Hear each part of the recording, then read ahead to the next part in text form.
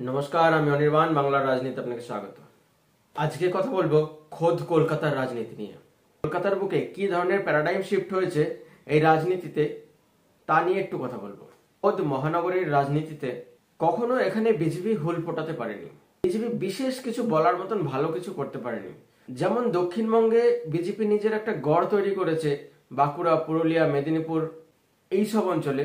খোদ কলকাতায় বিজেপি বিশেষ হুল ফোটাতে পারেনি, এখানে বলার মতন কিছু করতে পারেনি।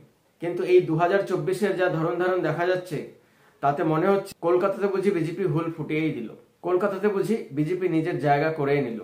কলকাতায় লোকসভায় দুটি আসন, কলকাতা উত্তর, কলকাতা দক্ষিণ।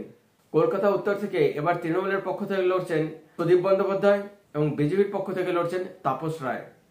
এই তাপস রায় কিন্তু একটা সময় তৃণমূলেই ছিলেন, তিনি বিজেপি জয়েন করেন এবং টিকিট পান।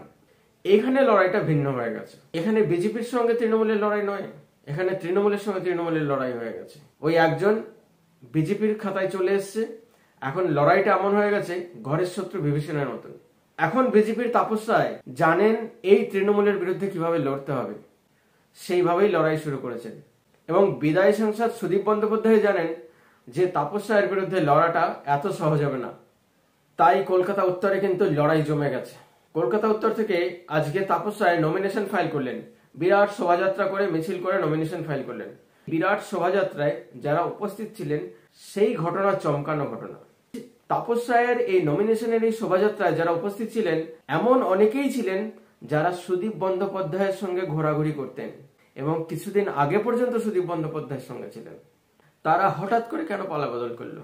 না তাপস রায় চলে এসছে তাই ওনারাও চলে এসছেন, না ওনারা বুঝতে পেরে গেছেন ভেতরের খবর। এদের কাছে ভেতরের খবরটা তো তাড়াতাড়ি আসে না, ওনারা রাজনীতির এই প্যারাডাইম শিফটের খবরটা বুঝতে পেরে গেছেন, খবরটি পেয়ে গেছেন, তার জন্য তাড়াতাড়ি দল বদল করে নিয়েছেন। এই ঘটনা শুধু বিজেপিকে শক্তিশালী করছে না, এই ঘটনা তৃণমূলকে দুর্বলও করছে।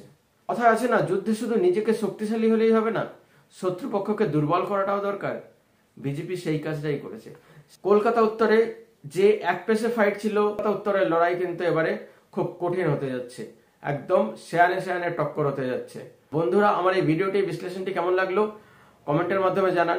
আর উৎসাহ বর্ধনের জন্য লাইক করুন, শেয়ার করুন, সাবস্ক্রাইব করুন, সঙ্গে রাখুন, দেখতে থাকুন বাংলার রাজনীতি। ধন্যবাদ।